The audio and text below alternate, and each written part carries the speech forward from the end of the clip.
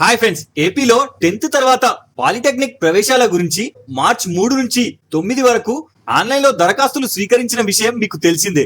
అయితే ఇందుకు సంబంధించిన ఎగ్జామ్ ఈ నెల 25న కండక్ట్ చేయడం జరుగుతుంది. ఈ విషయమై హాల్ టికెట్స్ ని ఎగ్జామ్ కంటే 1 వీక్ ముందు అంటే దాదాపు ఈ రోజు విడుదల చేయనుంది. అయితే హాల్ టికెట్ ని డౌన్లోడ్ చేయడానికి ముందుగా కావాల్సిన ఇన్ఫర్మేషన్ గురించి చెప్తాను.